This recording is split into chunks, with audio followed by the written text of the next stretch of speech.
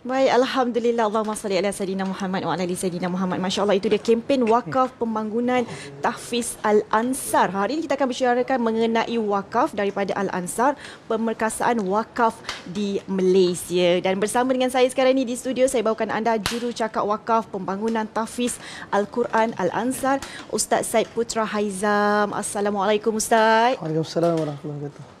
Alhamdulillah Ustaz, apa khabar pagi ni? Alhamdulillah sihat. Ustazah Dewi macam mana? Alhamdulillah, Masya Allah sihat Ustaz. Masya Allah. Ustaz mungkin boleh kongsikan kepada kami Ustaz. Kita nak cerita mengenai wakaf.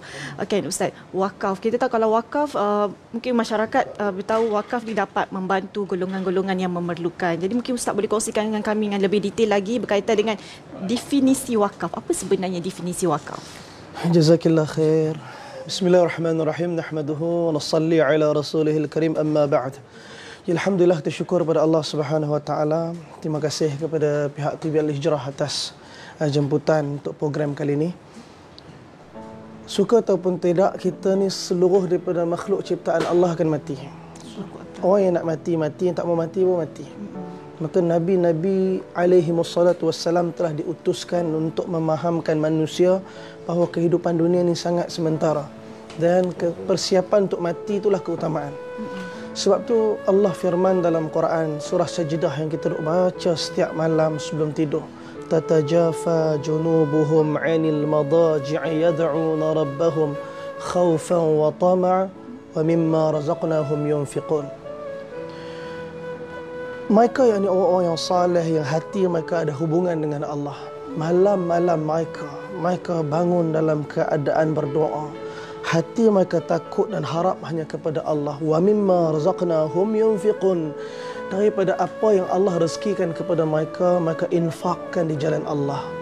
Jadi kita kadang-kadang confuse sikit, infak ni apa dia, sedekah ni apa dia, wakaf ni apa dia, macam sama aja semua nampak Infak ialah mengeluarkan harta secara umum. Sedekah secara umum ni infak. Dan kita kadang-kadang duduk kat masjid, tabung masjid lalu. Dan tabung sedekah. Saya minta maaf, kita tak tepat dengan istilah tabung sedekah tu. Sebab sedekah ni tak semestinya dengan duit, dengan harta. Senyum pun sedekah. Sebab tu bila hari Jumaat, bila tabung lalu, ramai yang senyum ya.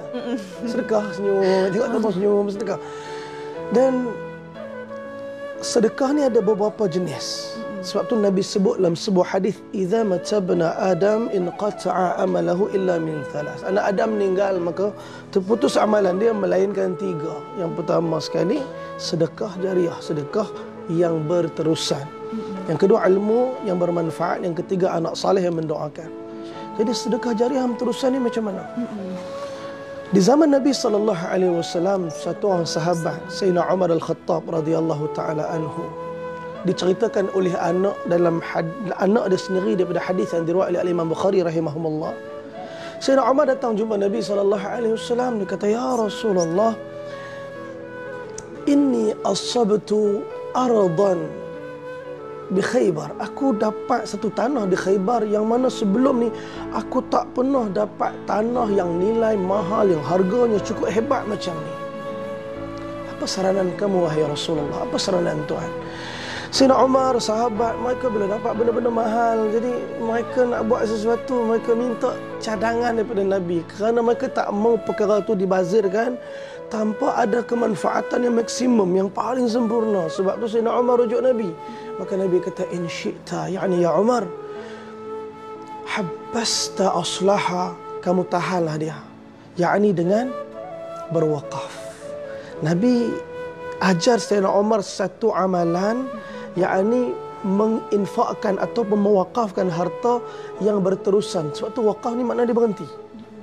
Berhenti daripada apa? Berhenti daripada harta tu yang Allah bagi kat kita, rezekikan kepada kita sebagai harta pinjaman untuk kita, kita berhenti dan kita serahkan pada Allah.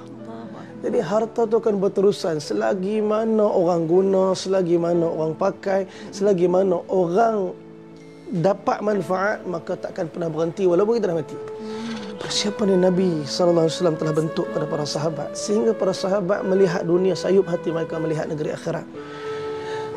Dan Nabi beritahu berkenaan dengan harta wakaf ni, la yuba'u, harta ni tak boleh dijual beli. Maka bila kita dah wakafkan harta tu, maka harta tu tak boleh lagi dilakukan proses jual beli ke atasnya. La yuhabu, dan tak boleh lagi dihibahkan, tak boleh dihadiahkan. La yurathu, ini paling penting, dan dia tak boleh lagi diwaris-wariskan.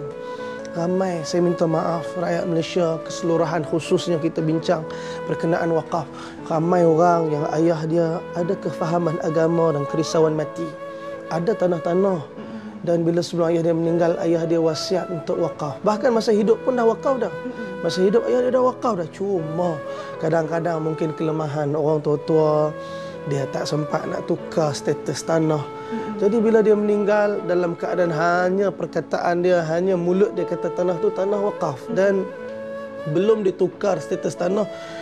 Bila anak-anak ayah dah meninggal, jadi apa yang dia buat, dia kata ni anak ayah kami punya tanah ni, nama ayah kami ni kena faraid ni, padahal status tanah tu dah ditukar sebagai tanah wakaf. Jadi perkara ni banyak berlaku. Apa hukum dia? Berdosa apabila tanah wakaf digunakan sebagai hak milik sendiri. Jadi orang yang diamanahkan untuk memegang wakaf, dia boleh menggunakan wakaf tersebut seperti mana yang diamanahkan oleh pewakaf. Dia boleh makan tak? Boleh, dengan cara yang baik. Dia boleh sedekahkan tak? Boleh, dengan cara yang baik. Dia boleh buat apa? Dia boleh bagi anak yatim. Dia boleh dengan cara yang baik. Cuma dia tak boleh menjadikan perkara itu sebagai hak milik khusus mutlak diri dia. Dia buat macam harta dia. Hak ni yang tak dibenarkan. Oleh kerana tu, kalau kita nak harta kita berterusan, berpanjangan, kita gantung harta tu dengan wakaf.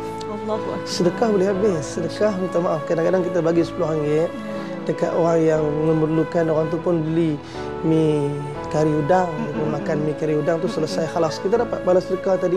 Tapi sedekah tu habis setakat tu, manfaat dia setakat tu. Tapi kalau tuan-tuan perempuan wakaf, selama harta tu masih sampai kiamat, maka sampai kiamatlah kita dapat pahala dan kebaikan tu. Atas maksud yang besar ni lah, dan kita kalau mampu apa yang kita ada daripada harta bahagian kita ni, kita buatlah planning sungguh-sungguh. Kita buat planning sungguh-sungguh. Ramai orang yang plan untuk hidup, tapi tak apa ramai orang plan untuk mati.